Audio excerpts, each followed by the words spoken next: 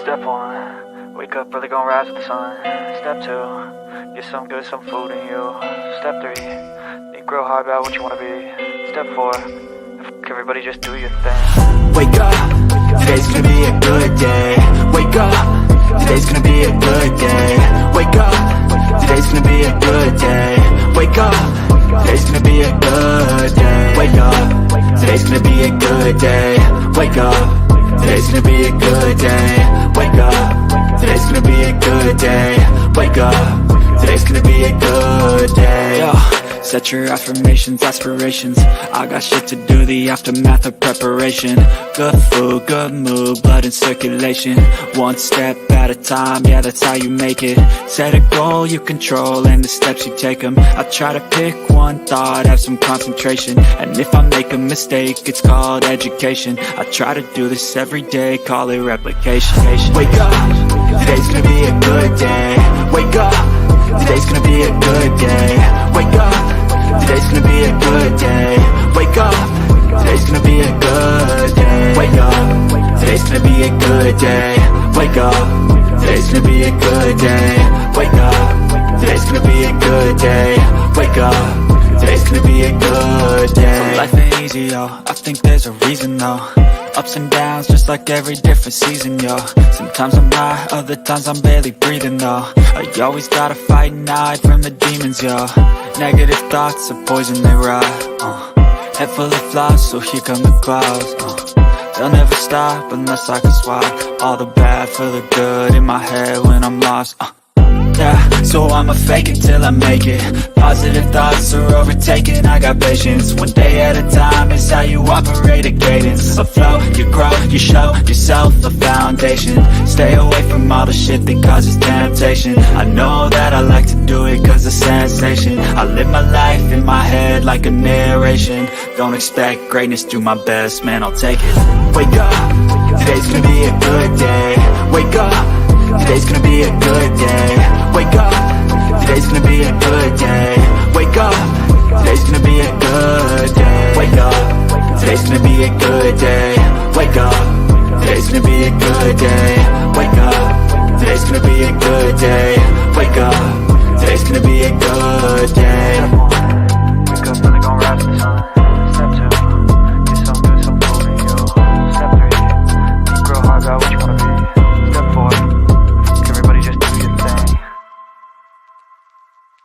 Once the new evidence came to light, Sheriff Gaylor was adamant that we needed to inform our community as soon as possible. These were just a few words that the chief of police said at a press conference related to Rachel Morin, which went missing August 5th. However, she was found a day later, bludgeoned to death. Rachel Morin, mother of 5, often found comfort in being outdoors and working out. This was no different August 5th, around 6 p.m. when she went to the Maupassant Heritage Trail in Bel Air, Maryland. Nobody really knows what happened on that trail, but whatever it is, it was really horrible. A teenage girl found her body the next day during search efforts. The horrific scene only can be what is left to imagination. Her death has grabbed local, state, national, and international headlines. DNA was located at the scene of the crime. DNA evidence is part of nearly every modern-day investigation, and in Rachel's case, DNA evidence was collected by our Forensic Services Unit. This DNA evidence has come back as a match, tied to a home invasion and an assault of a young girl in Los Angeles this past March. This is the first time that we heard of an assailant associated with her case. Unfortunately, that suspect has not been positively identified, but he did leave behind his DNA. In the video we obtained from the Los Angeles Police Department to be the person that murdered Rachel Morin on August 5th. Rachel, mother of 5, died a brutal death. Can you help? And the tip line number is 410-836-7788. The legacy of the Murdaughs stretch very far in South Carolina. Behind these gates lie deadly secrets. Secrets only Alec Murdaugh himself know. On June 7th, 2021, Alec Murdaugh hatched a deadly secret, plotting against his wife, Maggie, and his son, Paul. But what brought us to this point starts with Mallory Beach. Mallory Beach was killed in a boating accident by Paul Murdaugh, Alec Murdaugh's son, and it was going to trial, and Alec was about to pony up financial records. Those financial records were going to uncover a financial scheme hatched by none other than Alec Murdaugh himself. Right before going to court over the boating accident, Alec Murdaugh's wife, Maggie, and son Paul were brutally executed at the dog kennels at their home in Low Country, South Carolina, the property known as Moselle.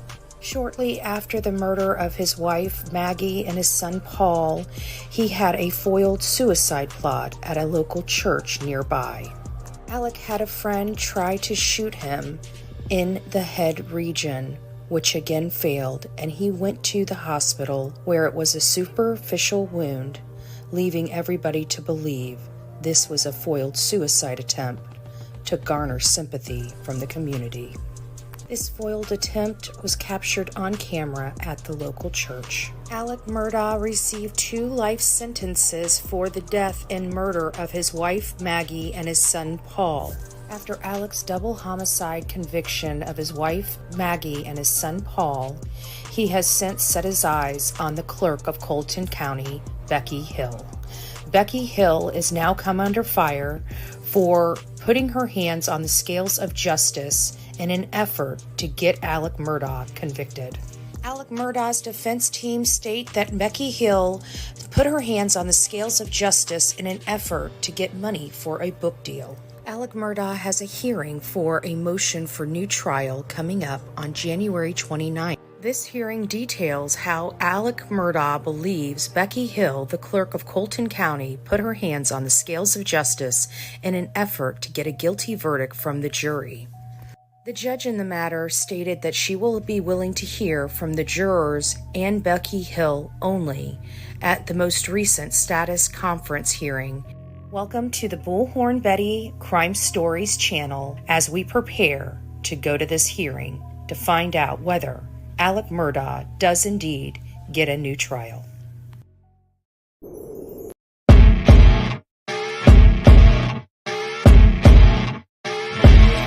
As you wake up in the morning, you want to find the latest, greatest information about criminal cases and have an intuitive conversation about the suspects associated with these cases.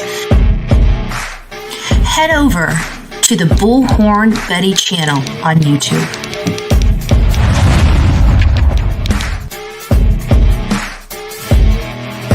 Get breaking news right here on the Bullhorn Betty channel. Welcome to the Bullhorn Betty Coffee Club. Enjoy your stay and enjoy your day.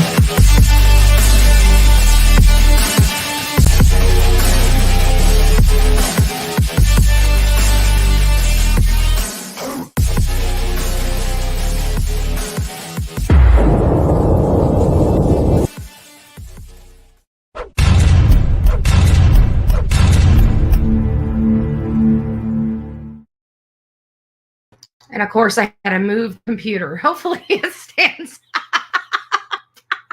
Good morning, everyone. I'm trying to be super, super quiet because I'm at Jen's house. Let me take my background off because her internet's not like my internet. There we go. Hi. It's nice to see everyone this morning.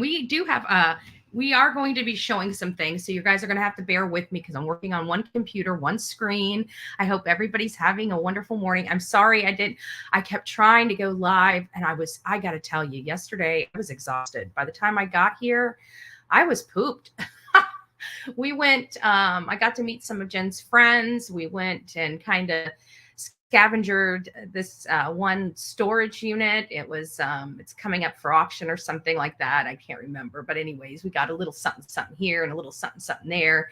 And so I got this cute little sign that says, I can't remember what it says, but it's something about possibilities. It goes with the theme behind, the desk that I have, because everything has meaning and purpose and positivity and stuff like that. So this has like a positive message, and I saw it, and of course, naturally, I grabbed it. So we're going to be debuting you remember I talk about trash and treasure, right? Somebody else's trash is somebody else's treasure, right? So we got a trashed sign. Yay! It's cute though. It's cute. Anyways, we had just a lovely time, and her friend's a hairdresser. She saw my hair. She's like, my roots are growing out like 3 inches. I haven't been to the hairdresser. And so I'm going to be here for a little bit because I just realized Columbia is like 45 minutes away, and I really don't need to be in Columbia until 3. That's when I check in. And so we're just going to be rocking it out. We're just going to be rocking it out here. So who knows? I might have a new hairdo. I don't know. I don't know. We'll see. We'll see. So I hope everybody's doing well. Our beautiful Sonia. I wore one of the shirts, my half holy half hood shirt yesterday. And so if you guys don't know, Sonia does some great shirts, and she just got me a new one. And I don't have, I brought it with me. It's in the big bag, not an overnight bag that I brought in.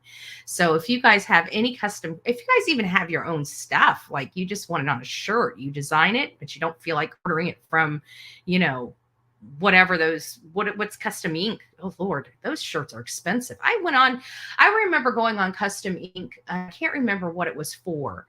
And I didn't realize how expensive. I think it was for a family reunion or something like that. It was years ago. I mean, it was like, it had to have been about 12 years ago. And I remember it was so unaffordable. I think just for 20 shirts, it was something $200 or $300, or maybe, I can't remember what it was, but it was expensive. I know it was way past what I could do.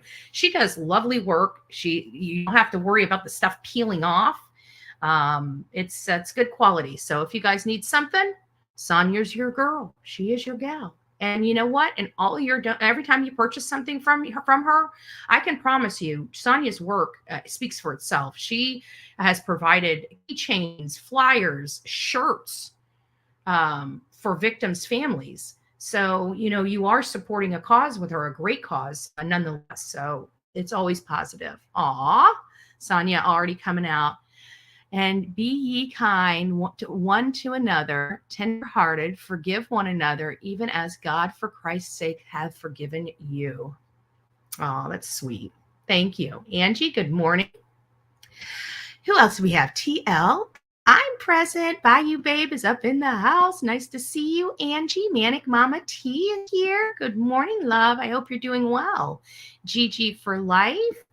Who else do we have? November Rain. Good morning, November Rain. Pen 1010. Good morning. We got Wolf up in the house. It's nice to see everybody. Princess, good morning. Lulu Nana, nice to see you. And Pete, it's nice to have you as well. I don't expect, because I didn't go live yesterday, so I don't expect a whole lot of people being in here, especially since we changed our time and I'm coming an hour early. And that really is because just to give peace in the house. I had a cup of coffee. I'm plundering in Jen's cabinets for a coffee cup. And this is the one that popped out to me. I know it's past Christmas, but what a cute little coffee cup. How can you turn a coffee cup like this down, right? Hopefully the audio and visual are coming in well.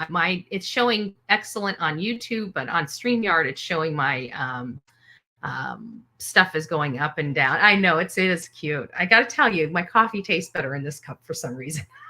I always say that to my favorite cup in the morning. So before we get started, I just wanted to say good morning to everybody. And we got, I've still got all those documents. I'm going to be working on that this afternoon to go through so I can, highlight and pin out and just talk about this important stuff. I am going to be going live later this evening, probably around 6:30. I'll be coming live with you. We're going to do a rundown of Alec Murdaugh, what happened, where we're at. We're going to read through the documents, all the pertinent information that you guys need to know leading into this motion for new trial. Friday, we learned from paralegal Liz. She went there. And I kind of understand why we didn't get a whole lot of information, because the judge ordered it. The judge didn't really want anybody talking about the questions that were asked to the juror. Didn't really want anything disclosed because she doesn't want anybody. This is a very peculiar situation that we're dealing with in this situation. So what we're actually dealing with is, they've given their verdict a significant time ago. And now we're at an appeals process after they've given their verdict a significant time ago, and they're asked to come back into court and explain themselves, So it's like normal trials and jurors. Once you handed down your verdict, you're done. You don't really get called back in. Very, very rarely do you. But when it does happen, it happens pretty close to the time of the trial, but because of the allegations and everything, it took a little while to get here. And that's the first problem. The second problem is this particular juror. So now we're already dealing with an already unusual situation. And then you've got this particular juror that can't come for the hearing this week. And so the judge made special provisions for this particular juror to give testimony related to this motion for new trial on Friday. But the problem with that, and I'm sure it was really, there's a lot of honor system with our courts. And there's a lot of, things, if you don't follow the honor system, that you can get jammed up on. And people just follow the honor system because at the grand scheme of things, we want justice. Whatever that justice looks like, we want the right person behind bars for the right crime that they committed, right? That's really the name of the game. We don't want somebody there that doesn't belong there, and we don't want somebody there unjustly. That means that they were wrongly convicted or wrongly accused, or, somebody put the hands on the scales of justice. We want it to be just like everybody else. That's what our laws require, is that everybody be treated equally and everybody go through the process the same way. It's difficult here because we've got several different elements going on that they're trying to put into this motion for new trial that doesn't have anything to do with it. For example, the book deal, the ethics complaint, the reasoning for the egg lady to be tossed off the jury. Those are elements that really they don't rise to, they may rise, but in this case, the judge appears not to believe that they rise in this case. It doesn't sound like she's willing to entertain even hearing from Egg Lady. And Egg Lady is kind of the crux of their case, because they're basically saying that she was thrown off the case in an effort to sway the jury, because she would have been a holdout, or potentially a holdout. But there's no guarantee that she would have been even after all of this. She can't now say that she would have voted this way or that way. She didn't have that opportunity. So again, we have to, I don't think that she's willing to hear from Egg. I don't think Egg Lady's ever going to make debut in this hearing, even though the prosecutor or the defense wants her to. But I don't think it is, because at the end of the day, it really does matter on the deliberating body, and whether that deliberating body was swayed. If that deliberating body was swayed by any kind of conduct or vocals, utterances of the clerk, then yes, I do believe Alec would be entitled to absolutely a new trial. But the point in the crux of this is the clerk had to sway the deliberating body. It was the deliberating body that came up with the guilty verdict. The nuance in this particular case, again, comes back to Egg Lady, because the defense is trying to say that Egg Lady would have been the one, and that the clerk knew that she would have been the one to, oh, hey, Melinda, it's nice to see you. Good morning, love. Good morning. That she would have So she'd have to sway that body. And not only that, but those affidavits are pretty strong that Murdaugh's defense team has. For example, them saying that the clerk spoke to everybody and told everybody not to be fooled by Alec Murdaugh, not to watch his body language closely. These are some of the allegations that were in those affidavits that the clerk said this to everyone. But it's awfully funny to me, if she said that to everyone, why didn't more people come forward? I don't think, in my opinion, I could be absolutely wrong, but in my opinion, when you have 12 jurors and you're coming from like a Bible state like South Carolina, and people go to church, and I don't want to put too much, because just because you are religious doesn't automatically say that you're doing the right thing all the time, because let's face it, a lot of us are sinners. That's why we turn to God. We're not living life right. There are many people that turn to God because they know they're not living life right, and that was the right life to live.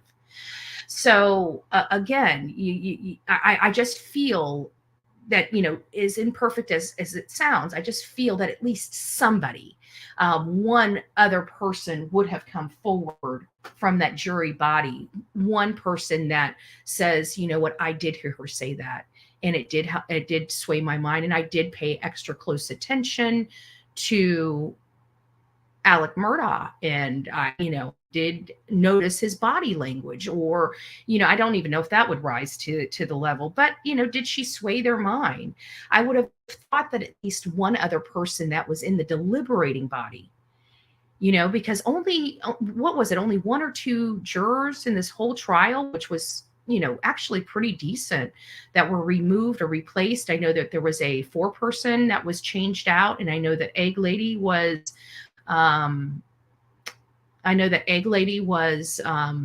tossed. And I'm sure it was pretty, she didn't seem really happy that she was tossed. I think it kind of embarrassed her, or she felt embarrassed about it, which again comes back to my original statement of, I kind of believe that the people that the Murdaughs have for the affidavit, to me, seem like somebody that feels like they were embarrassed or humiliated or felt wronged during the process. Not, excuse me, I'm hiccuping. Not somebody that that was there. So it feels like it's almost like retaliatory. And I don't know, I think that's almost a little too strong to say retaliatory, but it almost feels like that. I don't know what a more softer tone to retaliatory, but that's kind of what it feels like from these jurors. You know what I'm saying? Good morning, Josie. Good morning, Melinda. It's nice to see you. I don't know if I said good morning to you, Angela, but if I didn't, good morning. Let me see if there's any questions so far. Everybody's just saying good morning. You guys are just getting the sleep out of your eyes. Oh, thank you, November Rain, for posting that. Thank you so much. And so let me just go ahead and get on to one of the, I guess it's the statement of yesterday, who they had in the courtroom. They're not really going, but it kind of explains why we're not hearing a whole lot. And I do have a video to play, so just bear with me while I get this pulled up for you. I am working on 2 screens, so when I'm on the other screen and I'm reading, when you see the screen up, when I start reading, that means I'm on the other screen reading. So I'm not going to be able to see any of your comments. I'm not ignoring questions or anything like that. I'm not even looking at the screen with the comments on it. So let me go over here and get cracking on this. So it's a single juror testifies in the Murdaugh evidentiary hearing on Friday. Here's what we report. And this comes from News 19. And according to this article, they were there. And this is related to the last March. So it's been almost a year. The convicted double murderer was found guilty of killing his wife and son. But his attorney claimed the clerk of court, in this case, tampered with the jury. Now, you see that, tampered with the jury. The jury, in my mind, is the deliberating body. Until those alternates come to the deliberating body, they're just alternates. They're a part of the jury, but they're really not. They're only there to hear testimony throughout this entire process in case they have to replace one of them due to illness. Maybe one of them got in a car. There's been a lot of things that happened throughout these trials. I'm sure somebody was on the way to a trial one day and, was injured in the process. So they have to have these alternates because the trial, as unfortunate as it is, still have to go on whether a jury member is there or not. But again, News 19 was in the courtroom, and they said that the proceedings lasted about 40 minutes or 45 minutes rather, and that Judge Tolles questioned the juror for roughly 15 minutes. So it seems like a lot of discussion, about 30 minutes of discussion happened prior to the 15 minutes. Before the hearing started, Justice Tolles spoke to the media. That's why we really hear or get any video footage or anything like that, because when she spoke to the media, she asked them not to report any of the questions that she asked the juror or any of the responses.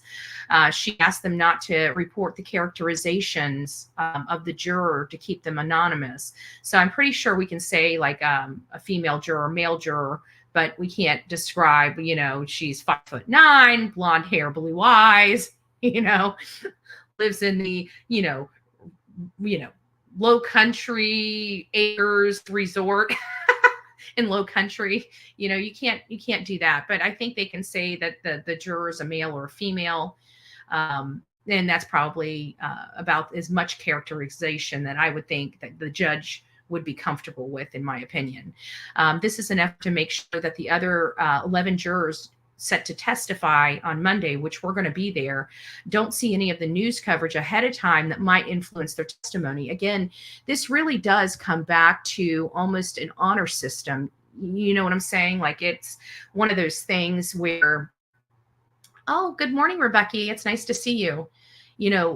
She's asking, this is real life. This is a man's life that hangs in the balance of these rulings. We as a society have to take that seriously, because in our society, in our civilized society, we protect life, right? That's what we really try to do. But when somebody is so violent that they take life, even we as a society say they're too dangerous to live amongst us.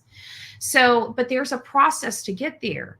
In South Carolina, the process was not that extreme for Alec Murdaugh. He got a life sentence, but that still means his entire life is going to be behind bars. And face it, when we hand down penalties like that, we want to make sure that the process went without a hitch. We want to make sure that all the I's were dotted and all the T's were crossed, because again, it is another human being's life we're dealing with and we're talking about.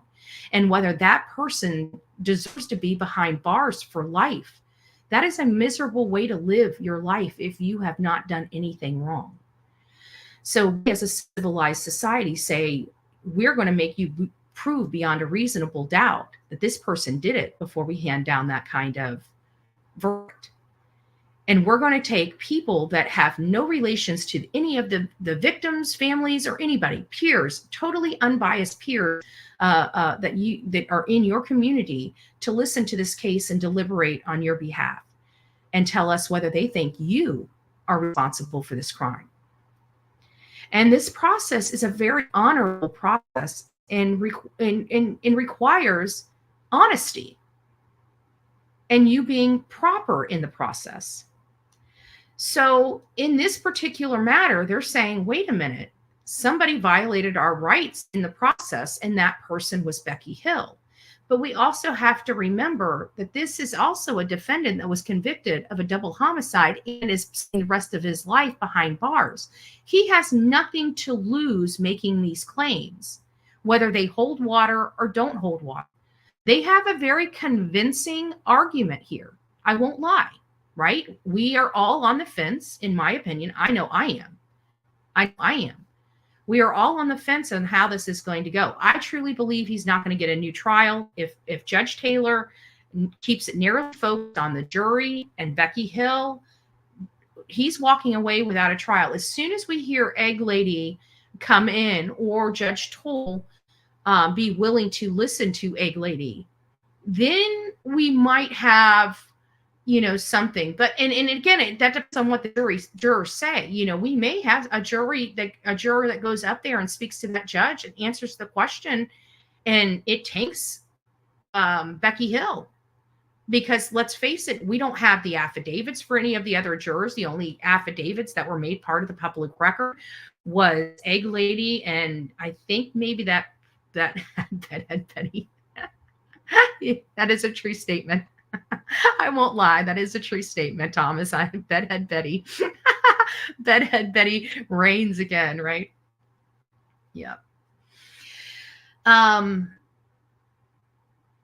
So they're just, I think if we introduce the lady, they might have a little more meat to the bone, because then they're going to be exploring why she was relinquished, and if Becky did anything wrong when approaching it. But does she have a duty to let the judge know if a juror is speaking? Does she, I mean, because again, this is an honorable system that requires honesty and requires, a little bit of discipline, because you're listening to this complex murder case, and they're telling you can't discuss being on that jury. You can tell people you're on the jury, and you can tell people that you can't discuss what's going on. But that's about the limit to what you can really say when you're a juror. So at what that would be the question. At what point did she do something wrong? Because they're trying to say that there was now a Facebook post, but it was for the wrong juror. So if she had the wrong juror, would seem like it would have been an innocent mistake as opposed to deliberate. And again, I don't know if they can look at that and say that the intent was there. And maybe that's the reason why Judge Toll is not willing to listen to Egg Lady, because there's may have been enough supporting evidence that it could, if it wasn't her or her husband, that it could have been done by mistake as opposed to deliberately, So I'm not sure, but definitely something we need to discuss, and we are discussing. Let's keep going here. And it says, the courtroom proceedings last. Okay, so we're down here. This procedure, this is where she kind of gets into it. And she says this procedure is unique in that typically issues like this are raised immediately after rendering a verdict, Toll said to the courtroom. And we're now almost a year post verdict in this matter, which makes it a very unusual situation for you and for me to preside over. So she's still speaking to the media. And she says a single juror testified ahead of the meeting because of a scheduling conflict, and she could not be in Columbia this week. So Murdaugh's attorney says the Colton County Clerk of Court Becky Hill made comments to try and influence the jury to convict Murdaugh. Justice Toll is expected to ask each juror one by one about their intentions or their interactions with Hill. It's one of the things that it's one thing to sit in a jury box, but now to be sitting in the witness box, Alex Bland said after a hearing. Bland escorted one single juror through the day. He represents 5 jurors during this evidentiary hearing. My part of my representation is to make sure that these jurors get in and out. They speak their conscience and they get back to their regular lives, Bland says. Bland said he was pleased how Friday's questioning went, and said it was in line with the rules she set previously for this hearing. The inquiry is what was on our mind on March 7th, not what's on our mind today, Bland said. That's not fair. If excuse me, I'm trying to read this. If that was the case, so many different outside influences have taken place. Articles, books, documentaries, people talking to you. We don't want jurors to be asked about their verdict a year after a trial took place, or even 2 years, or even a couple weeks. We want them to know that they have rendered the verdict based on their conscience, based on the testimony, based on the evidence, and based on the judge's instructions. That's what Justice Toll is trying to find out when she brings the rest of the jurors in on Monday. Toll said she also plans to question Hill. Going back and forth with defense attorney Dick Harpootlian, Toll indicated she thinks the day will start with some of the jurors' testimony. There will be a break for lunch. The court will resume with more juror testimony. Then Toll said state can call Hill, and then the defense can cross-examine her. I think we can conclude this Monday. She says she thinks they can conclude this Monday, which would be preferable, of course, Toll said. But I have, as you know, set aside more days if that were at all necessary. But I'm very hopeful of everybody's schedule. The court will be back in session on Monday, 9:30 a.m., and the Bull and Betty panel will be there. I did want to provide you guys just a little video. Hopefully you guys can see it. I can't see. New trial. We learn more about how it will play out next week. Murdaugh was convicted last year of killing his wife and son. Good morning, But his attorneys claim the Clerk of Court in Colleton County tampered the jury. Our Sam Perez was in court here in Columbia, where former Chief Justice Jean Toll got her first chance to question a juror. We were in the courtroom for just about 45 minutes, with Justice Toll questioning the juror for about 15 minutes. Before things got started, Justice Toll spoke with the media and asked us not to report on any of the questions she asked the juror or any of the responses. We're all asked not to report on characteristics of the juror to keep them anonymous. Justice Toll tells us this is an effort to make sure the other 11 jurors set to testify on Monday don't see any news coverage ahead of time that might influence their testimony. This procedure is unique in that typically issues like this are raised immediately after the rendering of a verdict. And we are now almost a year in this matter, which makes this a very unusual situation for you and for me to preside over. A single juror testified ahead of next week's hearing because that person had a scheduling conflict. And I have to be honest with you, I'm excuse me. I'm glad that people have, because I haven't heard any, and of course I know there were other people there, and I really haven't heard anybody talking about the questions that were asked of the jurors, but I haven't really looked, too heavily into it. But so far, just a cursory review appears everybody's playing by the rules, and that's a good thing. Like I said, this is a man's life. If the judge asks you to do something, do it. It's for this, the process. And let's face it, we're all here for the process, right? Like we all want justice for these people.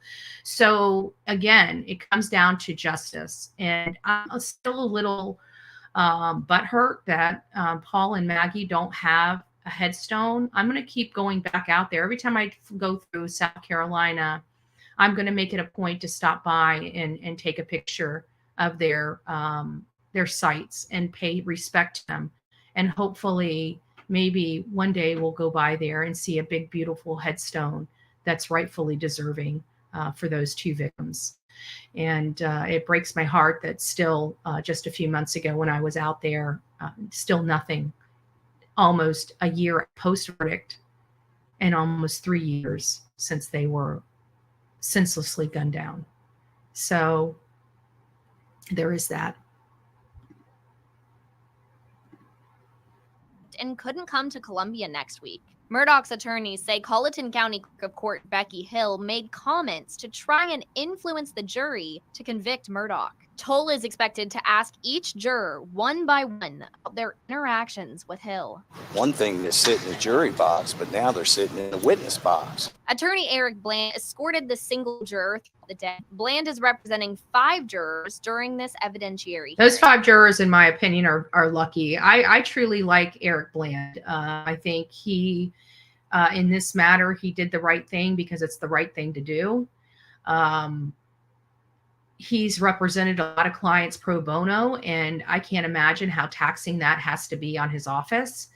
But he did the right thing because it was the right thing to do, not because it was the easiest or the most cost effective. I can tell you that. So he, in my opinion, is a damn good lawyer. Part of my representation is to make sure that these jurors get in and out, speak their conscience, and they get back to their regular lives. Bland says that he was pleased with how Friday's questioning went and said it was in line with the rules Toll set previous for this hearing.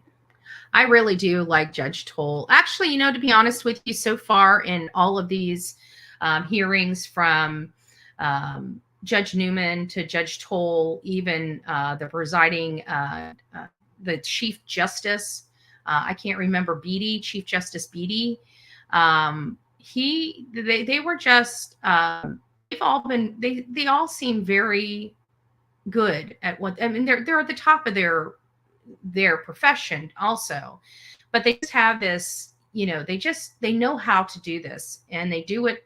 I love it. They do it professionally. They do it cleanly. They really limit the scope. And they really hone in on the issue. Okay. The issue here is, were those jurors, ones that convicted Alec, were they swayed? I want to take a poll in here. I've already got one going, so we're going to do it by ones and twos. If you guys haven't gone out and hit the thumbs up button, please do. This is a new channel. We are trying to grow this channel. You guys know the problem I've been having, with this whole entire mess. So any help would be greatly appreciated. So don't forget to sub up here. Don't forget to sub up on our Bullhorn Betty TC account. Yes, Pinky. Let's not forget our hero, Creighton Waters. He was able to really explain and walk people through this intensive, extensive, overwhelming case and keep people's attention. This stuff, some of this stuff really got, especially in the financial crimes, it was a yawn fest, but he was able to pull everybody through it. And I even told him when I was out there, I'm like, Creighton, you're my hero. You're my hero. But you know what? Even though we have to look at why do we not like Jim Griffin and Dick Harpootlian? Do we not like them because they're not good attorneys? No, we don't like them because they are good attorneys, right? We need to watch them. We need to watch what they do, because even though I know some of you are like, I can't stand them, right? We don't like them. Pitchfork, right? But they have such great knowledge that'll help us, identify some possibilities for our next case. What are the defenses? There are only so many defenses that people can have. Let's start realizing the process that they're taking in these criminal cases and using it in knowing what the next step might be. Almost it's almost like, are they going to go this route? Or are they going to go this route? We can start identifying that earlier in these cases, how the case is going to play out at trial. So I really do like watching them. And I really do think they have a lot of great knowledge. Look how far they've been able to carry Alec Murdaugh so far. Now, guys, I don't know about you, but that's lawyering. Okay. For us to be here in this situation right now, where I'm here in South Carolina to watch this case, this is like, they're damn good lawyers, guys. Okay, damn good lawyers. So we can't discredit that, okay? Because we're going to be around them for it looks like for a foreseeable future. This is appeal one. We're not through the process yet. It sounds like they are fully committed to this process. They are friends with Alec. They've worked with Alec in the past. They have, that's their friend. We can have friends and still be completely disgusted with what they did. I don't think that their friendship is the same. You know, something like that will never make you the same. I mean, you know, the guy. I don't know if they believe he did it or not. You know, if they do believe he did it, they still are representing the heck out of him. I'm pretty sure that any kind of, you know, friendship has been diminished heavily. Whether they'll acknowledge it or not, it has been damaged heavily, in my opinion. So where are we? Are you going to Columbia Monday? I'm an hour away. Yeah, Pinky, I'm going to be there. I'll be out in front of the courthouse. We're going to be getting started ridiculously early because we got a lot of document that we're going to be going over. We're going to be setting up the hearing. So we'll be out there. I want to say, I think the hearing starts at 9:30. So we'll probably be out there live from the ground, from the grass out in front of there. I want to say about 6:30, if they'll let me on campus set up. Usually they'll let you on just to get, you know, to get set up and whatnot.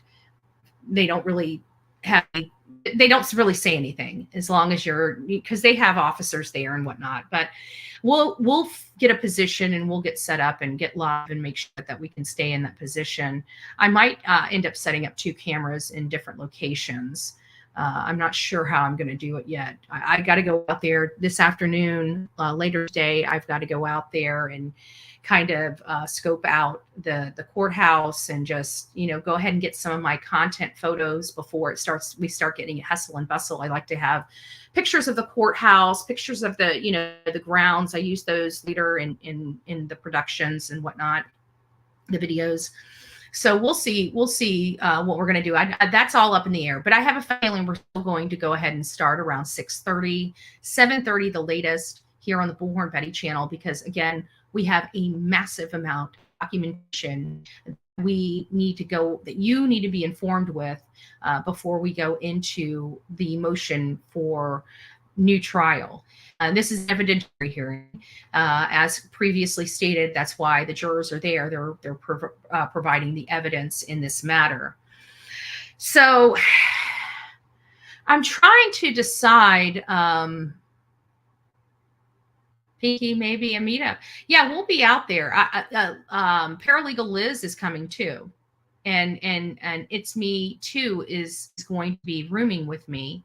So we're going to have a little entourage anyways. If you want to come and support the cause, you know, on out, you guys can all conversate, because that's basically Karen knows how it's done. I'm usually yapping and have no time for anybody until the camera goes off, but you guys can sit and chat and talk and make sure I'm saying everything correctly. Every now and again, I'll say something wrong. Carol's like, well, you know. So no matter what, we'll make sure that we have up-to-date information. If you're there, I'm putting you to work. I'm just saying. Okay, I'm putting you to work. We'll have you hold signs up behind me. Free Alec Murdaugh. Really get the social media going. Go to Detroit. Oh, geez, Louise, MJ, Detroit. I don't know. I'm sure Detroit's like everything else. You know, you have a good area and a bad area, because I know some people from Detroit that absolutely love Detroit. But, you know, somebody like me from Florida, and we hear Detroit, man, they just like, I'm terrified to even visit, you know. But I'm going to Chicago. Like, you know, I'm going to be flying into Chicago in the near future, you know, at some point. So it's like, you know, I kind of have the same feeling for Chicago as well. It's like, you know, but I met my cousin got married. They're expecting a kid. And I met this one gal, and she's from Chicago. So I was Detroit Lions. Yeah. And I was talking to her, and I'm like, is it really that bad? And she goes, yeah, there's a whole area that's really bad. She goes, but I love Chicago. She's like, it's the best place on earth. She absolutely loves the place but she lives in a good place. There's, you know, I think it's just like, and even in my town, You've got some really, really, really nice areas, and you got some really dangerous areas. So it really is everywhere. And I think it's just because those two places had the spotlight put on them, and it just, and that's sad because that ruins. Because think about it, like I wouldn't, if I wasn't in true crime. Of course, I'll probably Detroit sooner than later, right? But and I'm laughing, but I'm not joking. I mean, it's not really funny, but I will probably most likely be there at some point. Just like think about it. We're in Rogersville, Tennessee. Who would think something like, a kid going missing in a place like Rogersville, Tennessee? There's not really a lot of children that go missing, even in Fruitland, Idaho, with Michael Monkey Vaughn. Like, what? I was watching this one documentary. No, actually, I don't think it was. I think it was one that we did on here, and I keep thinking it was Louis Lent. Louis Lent was the case that we covered on here. Really weird guy, bad guy, and he specifically took his truck and his van to the country. That was his thing. He wasn't a big city guy. He liked the country. He liked, hunting in the country. And so, because I think the way the article read is because he knew that usually kids that were riding bikes would be alone because it's the country. It's not a hustle and bustle and stuff. So he would actually prey in the country. And it makes you wonder, is there's got to be more. If there's one, there's more, right? That's the way my brain thinks. My brain thinks like, this can't be the only one. This is the only one that got caught. That's just how my brain functions. I don't think that anybody is, that their brain functions so much more advanced. I mean, there's a few people that have higher IQs, get things like that. But I don't know. Has anybody ever, that's a question I'd like to know. Has anybody ever tested the IQ of some of these, like maybe even the serial killers, that we have out there? I'm interested in knowing, because I know that they have studied the brain extensively in this, and I know that they've identified, at least from what I hear, I didn't look at the specific studies or whether they were published or whether they were founded or whatever. I just heard through the grapevine. So we have to apply the telephone logic in this, that what I'm saying may not be completely 100% accurate, right? But I heard that, what did I hear? I'll have to come back to that.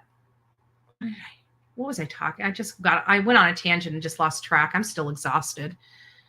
I don't have a dog in the fight at this point. MJ, what is it? Grammy, the game. Oh, I didn't, I'm not going. I actually, and I kept it under wraps because I didn't want anybody ruining it for me, but I'm not going to be able to go. I was actually applied and approved to volunteer at the Super Bowl. So I was actually going to, and they're still sending me stuff, but I didn't go through the training and stuff like that. They still expect me, so I've got to cancel my account. But I was actually going to be a volunteer and approved. I was approved for the volunteer in Las Vegas. So it was good. I was really excited to go and to be a part of that historical event. But I applied for that over a year ago and was accepted over a year ago. And that was prior to the lawsuit and everything like that. So it's not, I just don't really have the, extra funds to go out there, spend, because that was one of the things is they pay for everything once you get there, but I still have to get there. And, so it's just one of those things. It was a bucket list item, but I figured, this is not the last Super Bowl that will ever happen. And I'll volunteer at a more opportune time. And you never know, maybe there will be another Super Bowl in Florida, and when there is, I will be there. So that's kind of, it kind of sucks a little bit, but to be honest with you, I really haven't even watched a whole lot of football this year. I don't even know who's going to the Super Bowl. And it's so it's not really, it was more for a historic event and to say that I was there than it really was for anything. And we'll see. I've got to reach out to them and let them know I'm not going. I'm a NCAAF girl. Go Clemson. Aw. Lions play at 49ers. Okay, guys. What's the spread? Who's ponying it up? Are we going to start playing fantasy? Ooh, that would be fun now that it's over. That's what we need to do next year. I remember in my office, we played like fantasy football and we did some, like raffles and stuff when I was at the CPA firm. We did a lot of cute little stuff. Maybe we'll do that. And it was real fun. It was really fun. We even did like a lottery, like the lottery tickets. We all pulled our money and we would buy a lottery tickets, like the quick picks. And, sometimes we would win a little bit of money and we'd all vote to roll it over to the next pot, and then we'd buy more tickets. And we never really won anything significant. I think I spent more money into that than I ever got out. But the fantasy football stuff was fun. And I won the fantasy football at least twice. I think I think I was there like 3 or 4 years. I think 3 or 4 years I collected from the fantasy football about $200-$300. And they had another one, and I think it was the spread. Like we voted on like what we thought the score would be at like the first quarter, the second quarter, the third quarter, and the fourth quarter. And whoever got the closest number right won the pot. And so it was always fun. I don't. If you'd like, oh, thank you. Yes, we're still looking for the camera. We've got halfway through our camera. We're trying to get a new camera for this. I've got a Canon, a Rebel T5. It's way outdated. It doesn't do what I need it to do. The quality is not as good as some of these newer cameras. And as you know, everything is through the roof and not something that I can afford with ad revenue from this channel. So if you guys would like to contribute to the camera, please consider doing so. It's obviously not a requirement. It's just, if you want to participate and want to help out, then that's really the need of this channel. Then we don't really have a whole lot of equipment needs right now except the camera. We've got, this MacBook Pro, even though I hate it. Works, it functions. We've got an iPhone. It gives great videos. I've got a Samsung that was donated by It's Me Jen. So that has even better quality. Jeez Louise, that Samsung, it records in 6K and 8K or something like that. It's like nice. It's nice, but it's I gotta keep it cleared so because those higher K resolutions really do take up a lot of space on the phone. So it's one of those things I can use it for a day, but then I've got to download it immediately. I have a camera I'll bring also. Awesome. Yeah. I'll be live and you'll see where I'm at. And I'm sure if you're only like 45 minutes away, just pop into the live to see where I'm at. Like I will be at Richland courthouse, but I don't know because again, I haven't been there yet. So I'm going to be going later this afternoon and getting an idea where I'll be. If you want to reach out to me at bullhornbetty@gmail.com, I'll give you some contact information and we'll keep in touch so you know where we are during this. If this lasts, I don't want people saying that Bullhorn Betty had a vacation. Okay, I mean they're going to say it anyways. It doesn't really matter at this point. But that article did say something that I didn't know because they did do 3 days. They did do 3 days window. We rented the hotel for 2 days. So there actually and at this point, with me checking in today, obviously can't cancel it. So there may be a day that we're going to have to find something to do. Maybe we'll go over and take you guys for a ride, God willing, because the internet sucks in all these places, but especially low country, it really sucks out there. I wish I can get a live drive for you guys. So I'll have to check out to see if my AT&T hotbox, this thing right here, can work out there, and maybe we'll do a drive tour through and show you where everything is from where Stephen Smith, he had his accident to the Zell property. Buford's not too far away. There's the whole, that I got to tell you where they were. Oh my gosh, that place, that whole dock that we saw, Paul and all of them before they got the boat accident walking. I went there and I was blessed with the prettiest sunset I had ever seen. It was gorgeous. I've got to show you guys those pictures. It was just beautiful. Almost, I don't want to put it up there like with majestic, but it was really, really beautiful. I understand the appeal there. I got there right at dusk, and I ended up going into the bar. I didn't do any, and I had never planned on going in there. If I plan on going in there to record, I'm recording, and nobody's going to stop me, right? But I never had planned on recording inside the bar. I actually did a little video and footage going into the bar, but that was where it stopped. And I just really wanted to get a feel from the people inside there, about what they knew. They knew. I mean, I didn't deny who I was when they were saying, "Hey, what are you here? What brings you here?" Normal conversation, right? They knew I wasn't from there. I mean, pretty obvious. I don't fit in the country very much, unless I try to fit in, right? So I got to talking to a gentleman that was looks like he's a regular there. And we got to talking about some things and about the Murdaughs and stuff like that. And that's really what I went in there for, is just to get an idea of who they are to this community, even as far away as Buford. They're from Low Country, Colton County.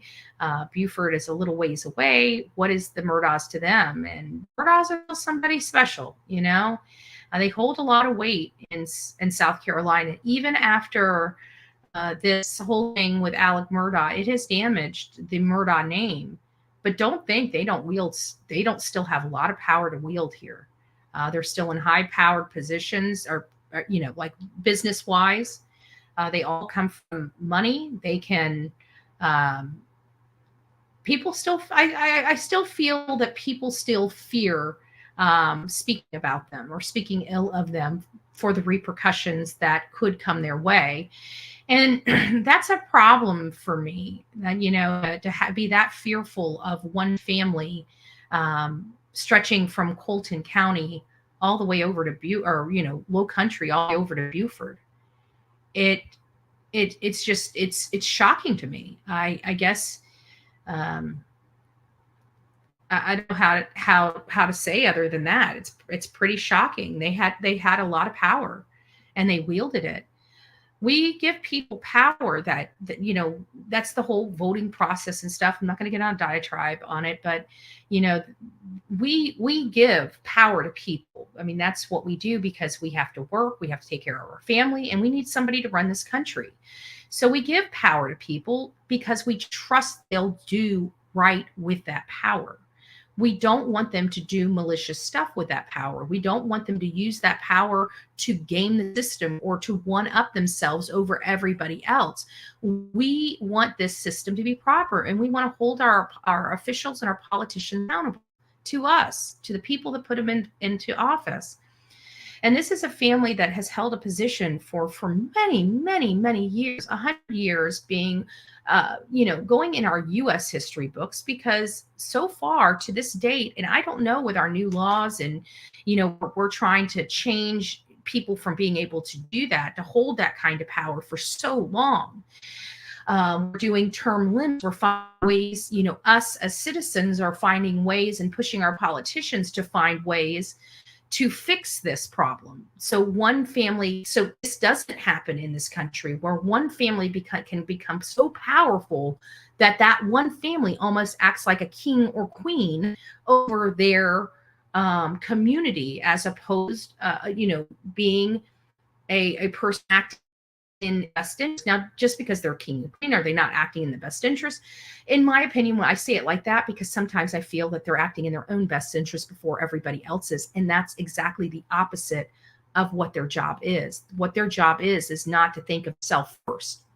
It's to think of the collective body first. think of them second, third, or fourth, right? They should be at the bottom of the list. And that's one of the bad parts about becoming a politician for somebody else, is that you are acting on for the benefit of somebody else.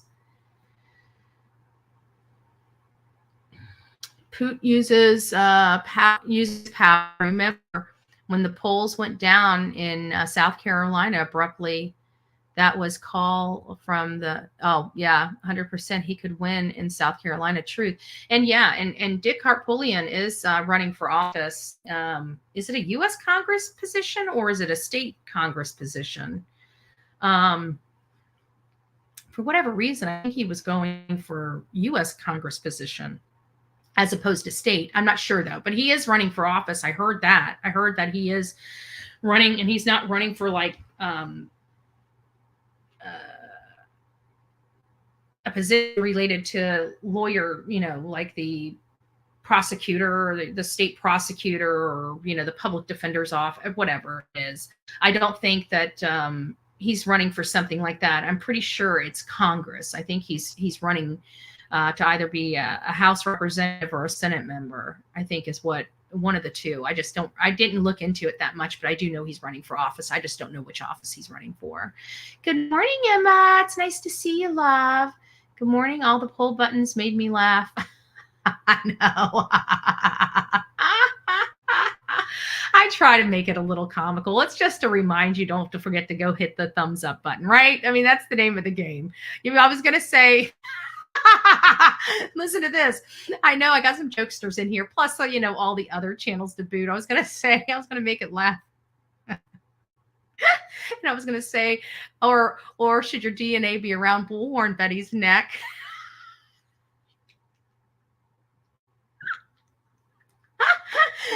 Oh, Lord. And I thought that could be really taken out of context. We don't want anybody trying it, okay? Let's be honest. But I had to delete. Like that. I can see where this can go terribly, terribly wrong. But it's all just to remind you not to forget to hit the thumbs up button. MJ, it's nice to see you, love bug. Yeah, it's Grammy. He's digging his own hole. Let's see. The indictment for Stacy is coming, and he keeps yapping. You know what? I heard the rumor, but the rumor of his looming indictment actually came from Stacy himself. And I've always cautioned it because he's getting, it felt like he was, people were starting to ask him the questions he didn't really want to answer. And I try to, because I do believe he does have some disabilities. And because I think he has some disabilities, I try to add those equations. It's not obviously not a perfect science, but I do try to add the equation that he is in some respects childlike, in certain respects. And I try to take what childlike behavior might be. And children, when they don't want to do something, have this weird coping mechanism that's called lying, and they're scared that they are going to hurt somebody's feelings. They don't want any more conflict. They don't want any resistance.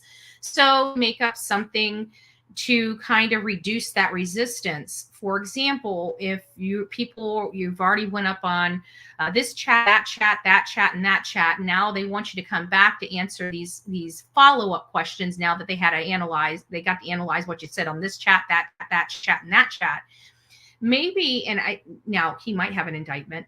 I'm just speculating here. So there's, I've got nothing. The only thing I've heard is that Stacy said that that this is going around. And I heard that he said that to multiple creators on this platform, that he was going to be arrested in the next week or so. That's what was going around. And I said, and when I realized it was Stacy, the one spreading it, I asked people, are you sure he's not pulling your leg? Are you sure he just doesn't want to talk to you anymore? Are you sure? Because the information that I was getting was that the attorney that's supposed to be representing him was going to quit on him if he talked to anybody anymore, even media, even regular old basic mainstream media, basic questions, nothing to that's what was said.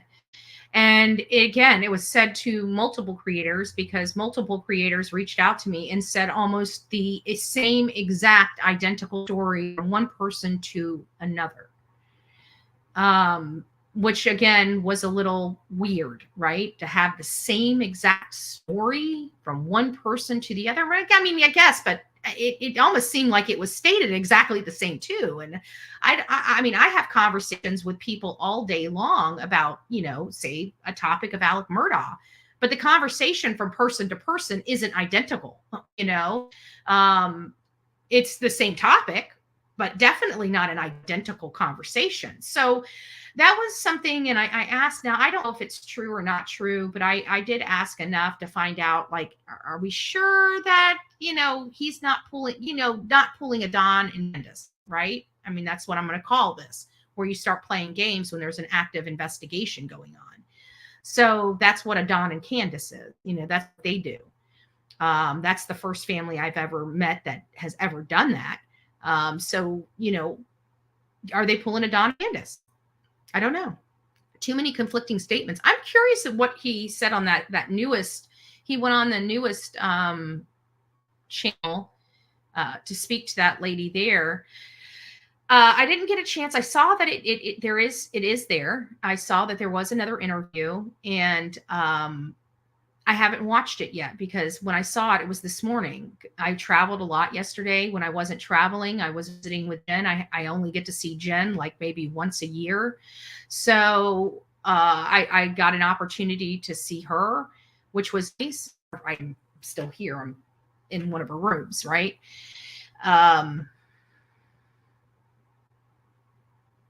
So I just didn't have an opportunity to really research yesterday. And, when you're with friends and you're yapping and talking, and the last thing on your mind is research, right? They were talking about doing my hair. I'm not paying attention. Am my hair going to be dead? Am I going to get dead? Am I going to get dead here? I need to be dead. If nothing more, we're going to get a cut, but maybe we'll get the dark out. I don't know. I'm really contemplating on going back. I don't want to go back to my dark color, my dark roots, like this dark. I think it's too medium. I'm thinking about maybe like a dirty blonde or a light brown, just something to tone it just a little. Like I've been blonde for so long, and I used to change my hair I used to change my hair color a lot. I've been red, brown, I've been calico, I've been, this is the longest I've ever kept one hair color. Okay. I'm like going on 3 years with the blonde. I'm done with the blonde. Like I'm tired of it. The only reason why I kept it is because I refuse to change it, especially with people, that's just my personality. So now I want to change. I can't stand it anymore. I need the blonde out. And then I go back to the blonde. I always come back to the blonde, but I always have to change it up. I change my hair literally. My mom will have to tell you, I don't know, about 3 or 4 times a year. Pre 2019 or pre 2020 rather, my hair color was changed literally, I don't know, every 3 months. Absolutely dirty blonde. Yeah, I just think something a little darker.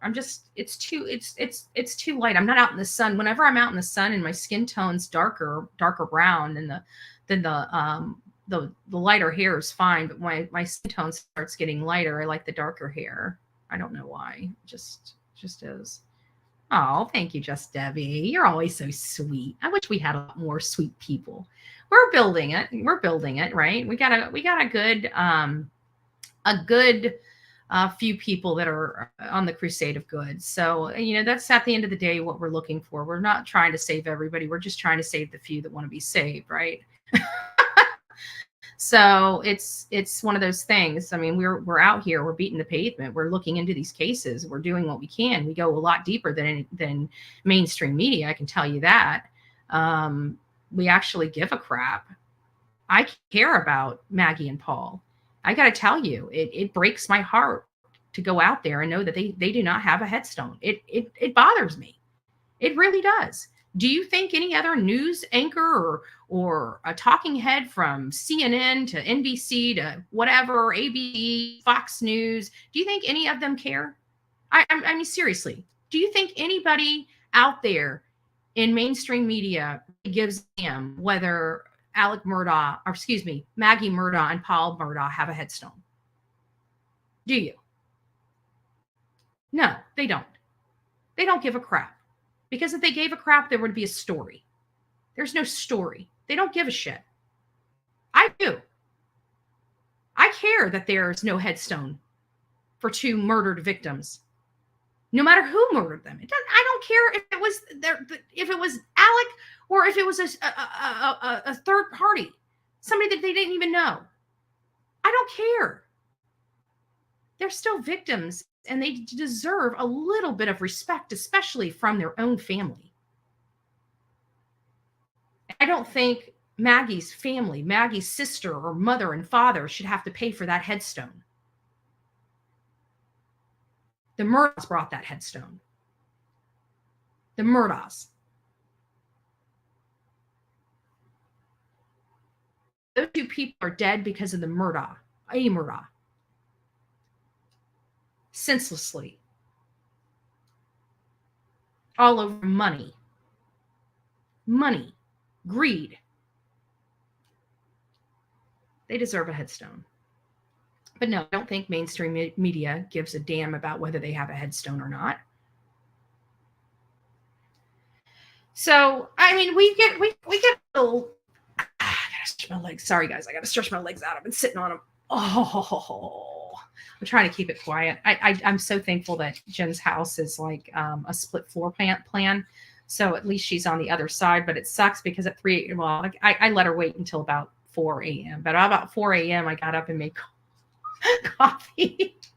She showed me where it was. She knew. I'm like, put your earplugs in, shut your door. I'm going to be up ridiculously early and I don't want to wake you up.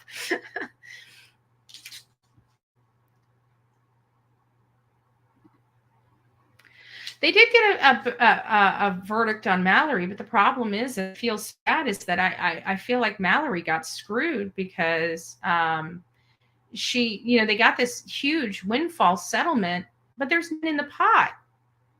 You can't get blood out of a turnip. There's not a whole, the families are going to get something. There is that conservatorship, and I'm sure they're going to have to take something out of that. I know they're taking legal fees, right? I wonder how good their friendship's going to be once that legal fund runs out. I have a funny feeling that Dick and Jim they're going to be with the wind. I don't know. I think they're disappointed. I think that they're hurt. I really do, because even as much fighting as they do, like, Jim is the one that gives it away. You can see kind of the disappointment in his eyes, in my opinion. So, yeah, she did. What does it say? I'll be asking my girl, Jen, when she's got it.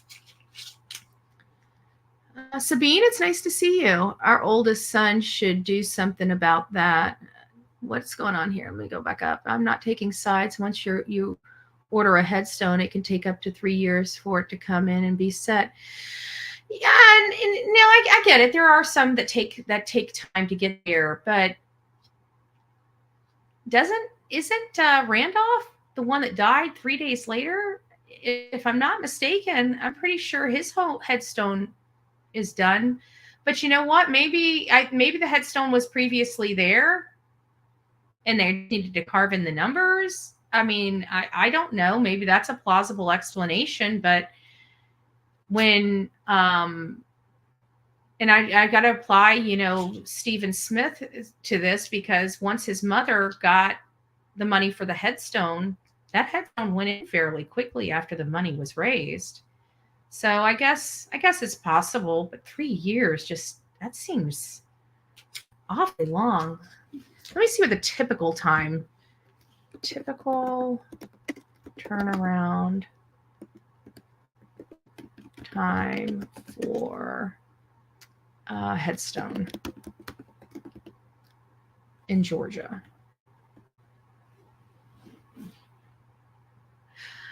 Well, they say the typical, but this is may not be a typical situation either, you know. But they say on here typical is about 4 to 6 months. Some are saying 8 to 10 weeks, 12 to 14 weeks, 14 to 16 weeks, 2 to 4 weeks. So it does vary, but it doesn't seem like it varies years though. I don't know. Like I said, it's a possibility though, but I don't know. I think somebody dropped the ball. Maybe, you know, maybe with the whole thing of Alec being in jail, they may just not have known where, you know, who was going to do what. Maybe they thought Alec was going to be able to do it with the money and the conservatorship. They just weren't. Maybe there was just a communicate. I mean, I really do hope it's, you know, that just got away from them or something like that. But, you know, I mean, 3 years after, at this point, it's starting to feel more willful than anything to me. But hopefully, you know, maybe they needed to wait until the settlement was done, like where Buster got the settlement, you know, the $500,000 settlement. Maybe he just didn't have the money to do it. And once that settlement, then maybe that's when the 6 to 8 month clock would start, you know, on the headstone. So we hopefully, if that's the case, then it should be going in, you know, any time now, or, you know, within the next few months, I'm hoping. And I come through here, this is kind of like the artery that gets me to the East Coast of, you know, the United States, the I-95 corridor. So I'm always coming through here, you know, or maybe they don't. Yeah, I mean, I don't know, to be honest with you. I'm trying to, because, you know, I mean, the way I look at it is like, you know, maybe Alec could have been heartless enough to, you know, do this too. But some of those family members that his brother, you know, that got up on that stand, what was his name? I can't remember which brother it was. John Marvin. I think it was John Marvin. When John Marvin got on that stand, he was visibly upset. I mean, this, you know, he seemed like he really cared for and had a great relationship with his nephew, Paul. I think this is very hard for them, but again, I feel like they care. So I don't think that, you know, I'm not sure if all of it is malicious, but did somebody forget that they still need a headstone, you know, with all the craziness going on? You know, maybe they got forgotten about in the shuffle. I mean, I'd hate that, but it's just to think that they could get lost in the shuffle is what's breaking my heart. So I'm hoping that there's a reasonable explanation, but I'm starting to you know, the reasonable explanations are kind of going by at the wayside at this point, the longer it takes to get that headstone out there. You never know. I haven't been there in months. So, you know, we might be pleasantly surprised. We don't know. We might go there and find out that it's, you know, that it just that they just needed to wait until Buster got some cash flow. Maybe they had already had it pre-ordered or already designed and they just needed to pay for it. You know, there may be some other, an absolute reasonable explanation. But if I keep coming through here and not seeing a headstone, it's going to make me feel like they don't give a damn. I am kind of feeling like they don't. It's been 3 years. Hell, Alec has been convicted for almost a year. Come March, which is, you know, we're rolling into February right now. In 2 more days, we're going to be in February. We're rolling into February. So March, it's been a year since Alec was convicted. We're a victim-based channel here, and that's why we really, you know, hone in on that and why it upsets us for something like this. And again, this family, even with all their problems, seemed like they loved each other. I mean, it didn't seem like that love of one another was lacking. Seemed like they did a lot of stuff with family, seemed like they loved their family, seemed like they just enjoyed, If you go bring flowers for Maggie, I feel so bad for her, especially what moments. I know, by you, babe, because she was running toward the where she was. There was no doubt. There was no doubt in my mind before she lost her life. She saw her own son killed by his father. I just can't.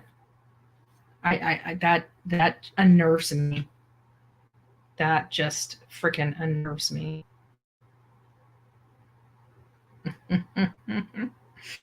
I love my peeps. I do. My local peeps, My local peeps. The solar panels.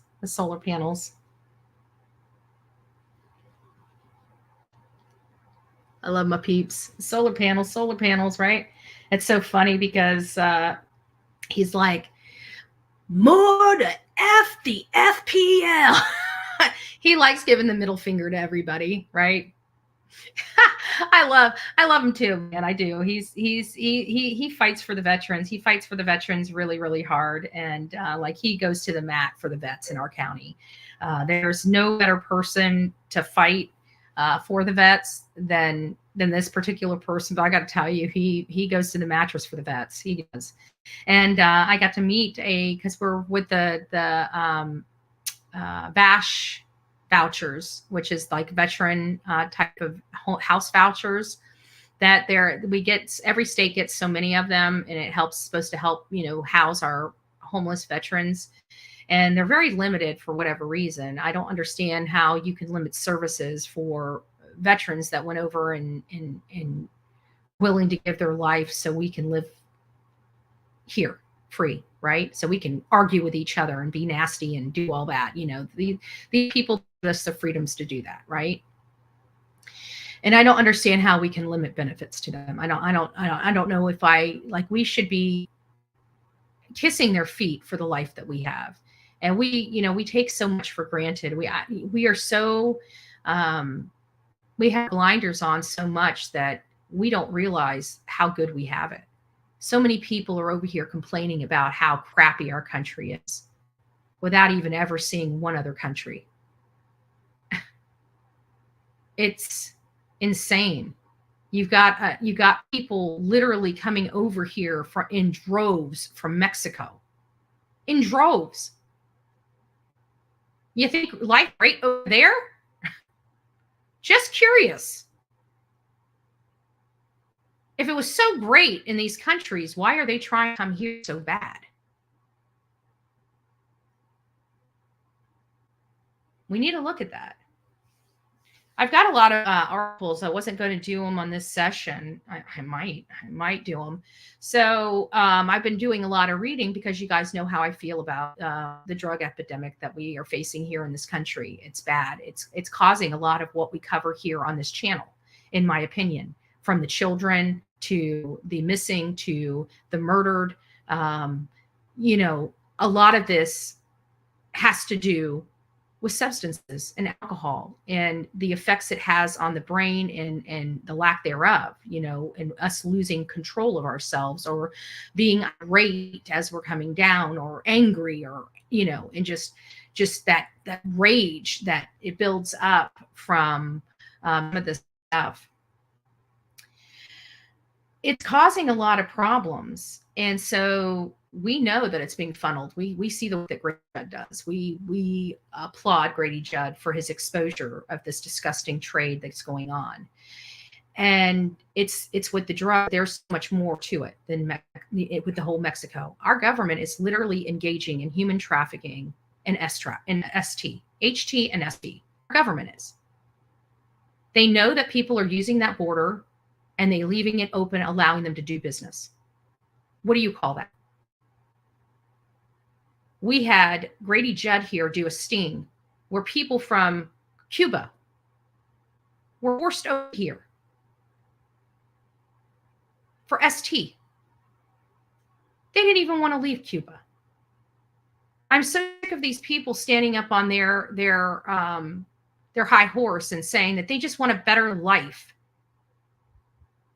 They just come over here to get a better life, and how dare us? Yeah, really? We got a lot of sick, twisted, rich people over here that like to do a lot of sick, twisted things with people from that they can abuse.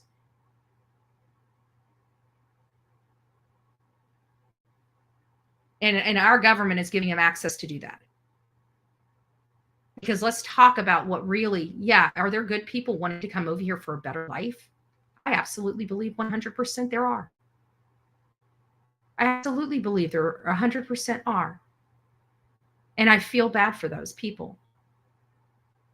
I really do. My heart is for them. But we also know there's a lot of bad people coming over there with them, doing horrible things. And this is why we can't do it this way. There's a proper way to do it so all the safe people that want a better life get access to it. And the people that put us in danger don't. We've had a lot of crime. We're being ran out of our homes. There's no homes for anybody. Where are all of our homes going? Somebody explain that to me. Can somebody explain to me how I work every single day and have no affordable health insurance? But California is now giving every single person that crosses that border free health insurance off their taxpayers' backs when they don't even hardly provide good free health insurance to the taxpayers that are there in their community. I would be furious. Furious. And I'm sorry. You know, some of you guys may think I'm being mean and everything like that. Okay, well then just say I'm being mean. But I'm telling you, we are watching something really bad. We're watching drugs that are poisoning Americans coming across the border while we are being invaded by the same people that are poisoning us. And everybody seems okay with it. And I just, for the life of me, can't figure it out. I really can't. I don't understand what people are missing here. Are you guys really that far disconnected to understand the people that are killing us by the hundreds of thousands through these drugs are also the ones that are infiltrating our country? Has anybody understood that yet? Anybody? Because every time we come to Grady Judd, this stuff ain't coming from China. I'm sorry. That ship sailed when it comes to this stuff. It's coming from one specific location. One specific. So here's what I read this morning. So the DEA agency, you know, an attorney, Merrick, whatever, Garland, right? Merrick Garland or whatever his name is. He's up there now, ran it 3 years. They're attesting right now that the drug epidemic has killed over 100,000 people last year alone. Last year alone. I think that's what the article said. It might be last year or 2022. Maybe it's 2022. I don't. Either way, it was over 100,000 people that has succumbed to drug overdoses. 100,000 in our country. Right? This has been going on for 10 years. It closed up a little bit. Think about it. When Pam Bondi was our attorney general, she shut the pill mills down. But here's the kicker. What are they doing with the addicts? In every other crime, victims have victim advocacies. They have help and resources. But somebody that's chemically dependent to something and that substance is now being removed, what are you doing to that chemical dependent person? There's no help. There's no resources for them. Every drug facility is overbooked. There's waiting lists a mile long. If that doesn't show you the true gravity of this issue that's going on down south, I don't know what's going to. But it's really significant. It's really serious. We need to open our eyes. We need to shut it down. I applaud Texas for what they're doing. It's not that I want good, wholesome families coming here for a new life. I absolutely do. I absolutely do. If you guys know me and my story, you know my family. I'm a Heinz 57.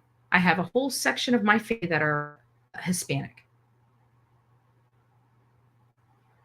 So I don't want to hear this that I have something like I have a Mexican wrestler in my family. Okay, he's a big dude.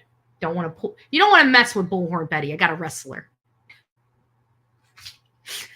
George is going to kick my ass. But, seriously, we need to do something. We need to pick our eyes. But this is not the conversation I was getting into. So the DEA, under Merrick Garland leadership, after 3 years, right, of him being the leader, they finally come back with an arrest of 200 people. Sounds great, doesn't it? Oh, my God. We're finally putting a dent in this. Okay. All right, DEA. Traffic ring, this huge traffic ring, it only netted 200 people. 200 people. And it only netted 37 kilos? Are you kidding me? Don't be patting yourself in the back. That's a freaking joke. That is a joke from the DEA. Grady does that on a daily basis. On a daily basis. I'm over-exaggerating, but you know what I mean. Seriously. A 2022, 23 Sting, something like that, 37 kilos. And then you go to another news article, right? You go to another news article, and we've got somebody from the city of Kentucky or some, I can't even, you know what? Let me go to I'm going to read this stuff to you. We're going to do this. We're going to do it. Screw it. We're going to do it. Here we go. Let's go through all of it. Because I was actually going to talk about it. I wasn't going to talk about it on this slide, but what the heck not? We're already in the conversation. I'll get it done and over with. Okay, we got 2. Let me get the third one up. Because this is what, when you see this like this, you'll understand why I'm so angry. Okay, let's share the screen. There it is, right there. So on this particular one, this is from Fox News. Sorry, I'm having some lagging issues. So if you guys are getting the lag, I do apologize. But I did want to read this article, and it's going to take a little while for it to come up. I don't know why it's not doing it. It's telling me I've got to join for this content. I'll look on my phone because I've read it on my phone. They don't want to give it to me on here. That's fine. Give me just a second.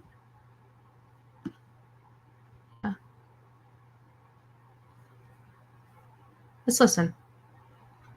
We're going to have a little commercial. Sorry, it's... Innovation doesn't happen. We'll turn that off until it's ready. Okay. There we go. In Colorado, investigating an overdose death. Oh, that's definitely not it. They won't let me read it. 10 times more powerful. Okay, so I'm not going to do that. Give me just a second. I'll read the article. It's just not coming up on my MacBook for some reason. But I read the entire article, and basically what it was is that these DEA agents made an arrest. The arrest was 200 people. It was from multiple locations, including Alaska. So for a DEA sting like that, I just expected, it wasn't even the amount of people. Like they're going to say, oh, we got all these people off. We're never going to know how those court cases are going to go. I don't want the people. I mean, I want the people off the streets nonetheless, but I want the actual substances off the streets. And when you have an investigation and you have your DEA agents doing this investigation, I want like 37 bricks. That's it. I just expected like 200 or 300 because you know they're shipped like that. You know they are. they're not being shipped over. I mean, maybe some of the smaller ones are probably shipping stuff over here, 2-3 bricks at a time, maybe something like that to get through whatever. But I would just expect a massive haul from this. And I just didn't feel like this was the massive haul that it was proclaiming to be. Let me see. See if it'll let me read it here. Let me read it on here. Maybe they only let me read it once. I did read it. I read the whole entire article and then I sent it to myself. And now it won't open up for me. So either way, that's it. But then right behind that article, let's check this out, is another article. This is what I expect from the DEA agents. Right there. Oh, you can't see it. Burn it. There you go. Keeps popping me off. Look how many pounds. Look how many pounds were recovered in Tennessee. Tennessee can do a better job at getting this stuff off the streets than our DEA agents. But hey, you know what? I guess I'm this conspiracy theorist, right? Nothing to see over here. We're doing our job. We're doing our job, public. We got 37 bricks off the streets with our huge, massive task force that we cost you guys millions of dollars. But Tennessee, that only cost you half the money, was able to get 10 times more off the streets. You see what I'm saying? It sure sounds good the way the DEA posted this live or posted their information. Am I frozen? Can you guys at least still hear me? Looks like I'm frozen on my screen for some reason. Let's see. Did I freeze? All right, hold on a second. Let me refresh.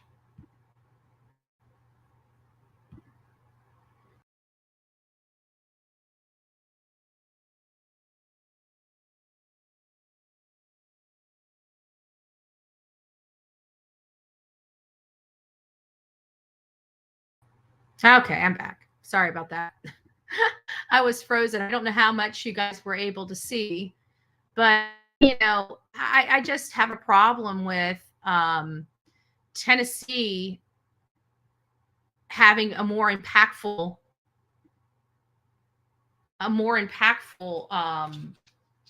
bust than a DEA agency. A DEA agency. And they said they're breaking up the ring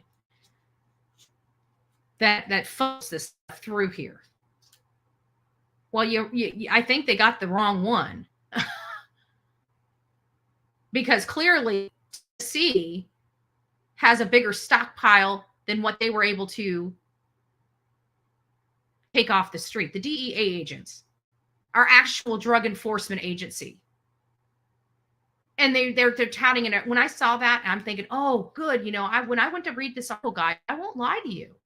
I thought that this was going to be something I could talk to you guys and say, they're really doing that. Finally, people are starting to see that this is not good. They're starting to, make some steps forward in the right direction. You got 200 people. And and that title was so perfect. And I'm thinking, oh, this is great, man. They're really doing their job. And then you read the article, and when I heard 37 bricks, I'm like, this is a joke.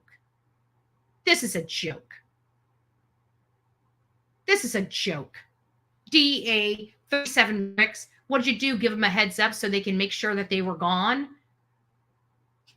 I'm just curious. That's an embarrassment. It's an embarrassment. And then in the same whole thing, you got 3 other ones. That's not the only one. Look at this. Look at this one.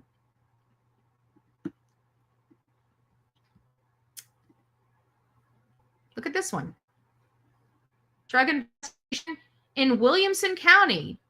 10 indictments, 56 charges. This is another one from Tennessee. So how is Tennessee able to get all this stuff off? Pounds and pounds and pounds and pounds. And the DEA gets 37 kilos. What is 37 kilos? Maybe my calculations are off. Let's find out. Let's look at Google, shall we? How much does a kilo weigh? I know it's 1,000 something, but what? Oh. 1 kilogram, 1,000 grams. That's it. So 1,000 grams. So we're going to take, I knew it was 1,000, but I didn't know if it was grams or what it was. So, go to the calculator. So we have 37,000, right? That's what it was. How many grams? How many grams are in a pound? Hold on. I might be wrong, but I think 37 kilos is too small.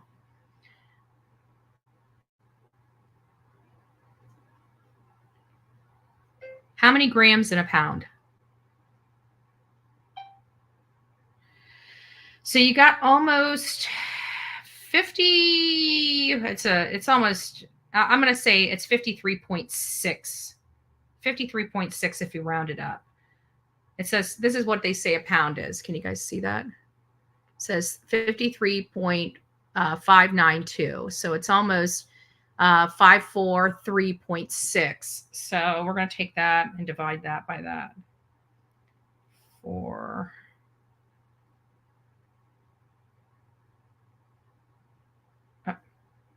I messed up. Hold on here. Let me do this. 37 divided by 4. We'll just say 454. It said 0. Is that possible?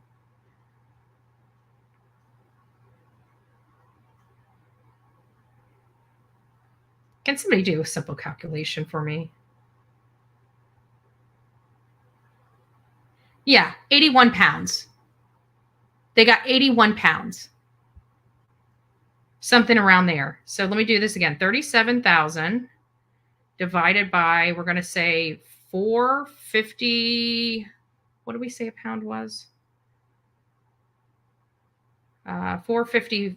We'll say 454 divided by 454 equals, really? That's what the DEA was able to get off the streets. 81 pounds. And we got Tennessee that was able to get out of their county 425 pounds. So again, this is where I am so sick of word salad from our mainstream media. We've got local news showing us what their states are doing, and we got Fox News telling us what the DEA is doing. I'm sorry, the DEA is not doing enough to save us, if you want my honest opinion. They're not doing anything. I can guarantee you at the epidemic and that we're at right now, there is somebody, I guarantee just about every single family across America right now is dealing with some type of drug crisis with one of their family members, whether it's immediate or extended. There is not one family across this country, in my opinion, that have not been affected by this. I have been in the bushes doing chores. I saw the math going horribly wrong and weighed in to say thank you. Thank you, Teresa. We appreciate it. We appreciate it. But it's just, yeah, 2.2 pounds. Yeah, it's just, this is ridiculous. Thank you. I wish I would have known it that way. That would have been a lot easier way than I did it. I did it the long way. We went the grams way. I should have went the pounds way. What am I thinking? Leave it to Bullhorn Betty to make it complicated. Where's my buttons? I got no laughy button. That was a laughy button moment. A laughy button moment. So how do you guys feel that we have the DEA, our national DEA, and they passed up the cartels to get a small little group of people? That's what they did. This was a shit. I'm sorry. This was a joke, if you want to ask me. An absolute utter joke. That is 200 people. I guarantee most of those people are going to either walk, plead down. There's going to be only a few people that actually make the big time. I don't know. 81 pounds. That's a failure to me. That is a failure. I mean, I'm glad you know what? I'm glad every drug that's off the street is one less drug being put into the body of one of our children here in this country. I am a child too. It doesn't matter how old you are out there. You could be 87 years old in my chat, and you're still a child of someone. We don't want this stuff in our children. We don't want them hurting other people to get this stuff. We don't want them hurting themselves to get this stuff. We don't want them not being here tomorrow. We want them healthy. We want them happy. But what do? We all have curiosity, okay? Every one of us. It's part of life. When we're children and we're growing up, we're curious. What makes us want to crawl? Because we want to see if we can do it. What makes us want to stand and walk? Because we want to get to what mommy and daddy has that we're not allowed to have. We have a reason to learn and grow. We're going to try new things. That's what we're taught, right? Remember the little puzzles that we always play when we were younger? Memory puzzles. Flip this over. Do you remember where this piece was? Is this piece the same place? And you got to match the cards.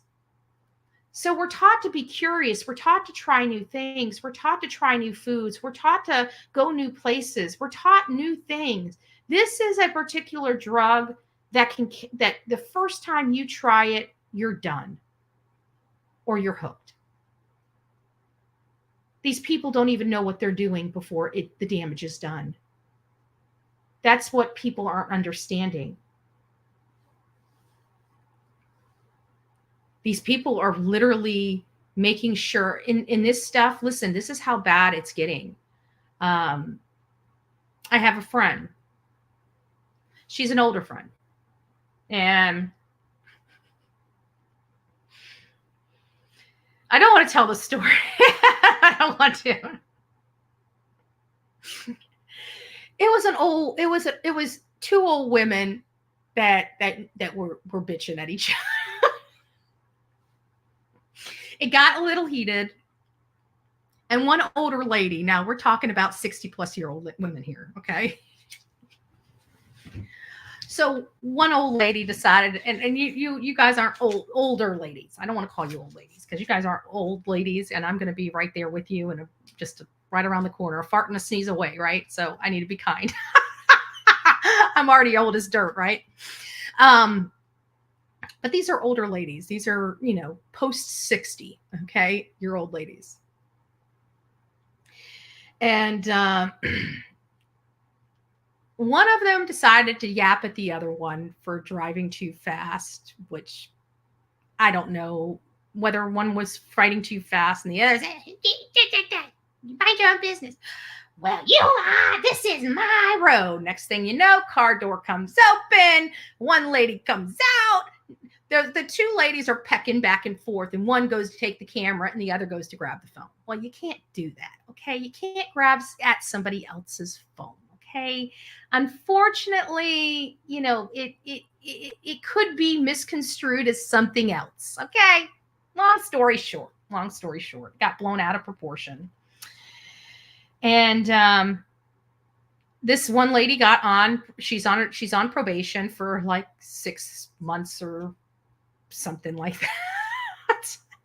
I'm laughing at this story because I can't keep a straight face because I'm trying to imagine all this in my head, seeing these ladies just going at it, and one little old gal got to go down to the Manatee County Police Department and get booked in. It's blowing my mind. Okay. It happens. Okay. But it's still blowing my mind. So she's got paper. And they said, and of course we have, marijuana cards here in the state of Florida. As long as you're under a doctor's supervision and you meet certain requirements, you're lawfully allowed to possess and smoke real marijuana. A lot of this stuff is like 3%, that these stores and stuff, they're like less than 3% of actual THC in them or something like that, the legal stuff that you can buy.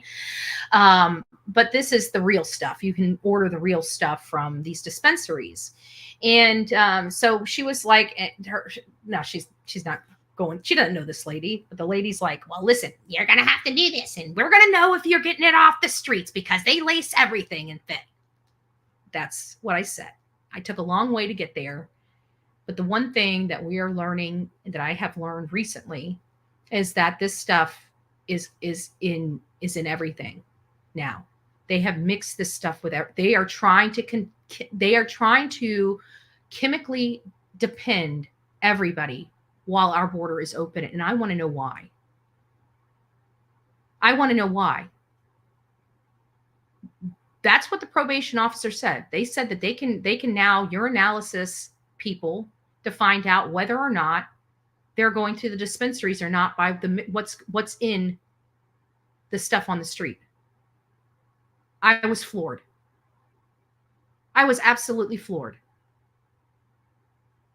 You can't even smoke marijuana now without worrying about whether or not you're being addicted to another substance you don't even know.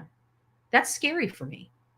And the DEA pulls 37 of those blocks off our street, while Tennessee is taking hundreds of pounds off our streets.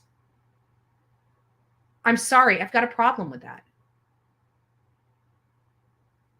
I've got a big problem with that. The DEA, that was a joke. It sounded so good. I was so excited when I read that article, and I got to that 30 and you know what? When I read that article and I heard 37 bricks, you know, the first thing that came to my mind, now I don't know if this is true or not, but it's the first thing that came to my mind. Somebody was told. Somebody got a heads up. Who got the heads up? How did they get the heads up? And where did it come from? This is the DEA. The DEA.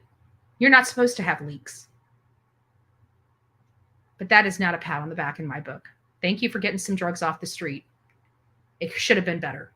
It should have been better. Maybe the DEA needs to go and talk to the state of Tennessee. Tennessee doesn't get a lot of things right. They definitely don't get anything right when it comes to the kids. But they seem to be getting this right. That's all I'm saying. And if you need some extra help, DEA, we got the best sheriff to teach you, to school you on a few things. You know who you need to see? Go call Grady Judd. Grady Judd will help you out. Okay, you need to know where this stuff is coming. You want to get a bigger pot. You want to get some real stuff off the streets. Not this 37 kilos crap. You want to get some real stuff off the street? Okay, let's go get some real stuff off the street. That was garbage. That was shit. Sorry. That's my 2 cents. Don't spend it all in one place. God bless you guys. Take care. Have a good day, guys. I am gonna sign off. I need some more coffee. And Jen's probably not going to be up for a few hours, so I've got some work I need to get done. And tonight, when I get into South Carolina, make sure you guys have your notification bells on. We're going to be going live later tonight to go over some documents, go over what is going to be expected tomorrow. So everybody know, not tomorrow. Is it tomorrow? What's today? Sunday? Today is Sunday, right? Yes. Okay. Tomorrow, what's going to go on tomorrow? We're going to go over everything so everybody knows what time they need to be, where they need to be, and if they wanted to tune in to watch it. This is going to be interesting. We're going to be there. It doesn't sound like I want to be able to bring content or record from inside the courtroom, but we're going to have a pooled videographer. So it sounds like we're going to have a live feed for you guys to hear it. So that's what we're going to have set up for everybody. So when the live feed is down or they're on break, we're going to be commentating. We're going to be telling you guys what our opinions are, getting some information out there to you, and explaining the law as we understand it. We'll be reading it. We'll be verbating whatever everybody else is. But what I'm going to be doing in that thick paperwork is we're going to really talk about what the true allegations are in this matter. A lot of people are confused. They don't know what the true allegations are. They're reading it, but they don't understand it. So we're going to be breaking all of that down for you. We've got 3 hours to fill before the trial or the hearing or motion even starts. And we are going to be explaining from beginning to where we are right then of everything that has gone on. And it's going to be a lot of talking. There's not going to be, when we're out in the field, for those that are new to this channel, It's not going to be a lot of videos. It's not a show like it is at home.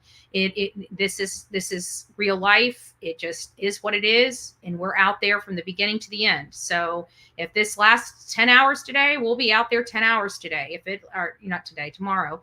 If it lasts 3 hours, we'll be out there 3 hours. But it sounds like Judge Toll truly believes she's going to be able to get through everybody on Monday. She has 3 days. We rented for 2. So if we get everything done by Monday, I'll still be here an extra day. So that's just going to be it. I'm not going to waste people's money on a room, but we had to, I have a funny feeling. I don't know why. I just have a funny feeling it's going to go over until Tuesday, but I don't think it's going to be a full day Tuesday. So we'll see. We'll see how it all works out, but that's where we're at. So don't forget to be fearless. If you see something, say something. An ounce of prevention is worth a pound of cure. Until next time, please be safe and kind to one another. God bless each and every one of you. We're going to go out with the Murdaugh. Actually, I think I'm going to go out with Layla Santinello. Her family has been struggling so much to find answers, and they have been met with lies after lies after lies from a lot of people that proclaim to be this young lady's friends. So this is Layla Santinello. She has been missing since June 27th, 2023, and she disappeared from Kingsport, Tennessee. Chronicles of Olivia and I went out to Kingsport, Tennessee on several different trips, searching for Layla Santinello or any information leading to her whereabouts. These are my thoughts on this case. Well, I have to be honest with you. I was hoping by now we would have found Layla. So this has been very hard. You know, we want to bring her home. We want to make sure that her family knows what happened to her, I think is really the most important. Her family has been struggling so much to find answers, and they have been met with lies after lies after lies from a lot of people that proclaim to be this young lady's friends. Just like to speak to them just for a moment and just say, if you know something, say something, because her life does matter. For the family members of these people that know what happened to her, it could have been your daughter. It could have been your granddaughter.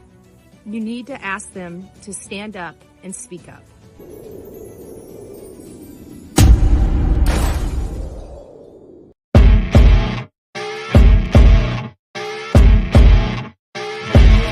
As you wake up in the morning, you want to find the latest, greatest information about criminal cases and have an intuitive conversation about the suspects associated with these cases. Head over to the Bullhorn Betty channel on YouTube.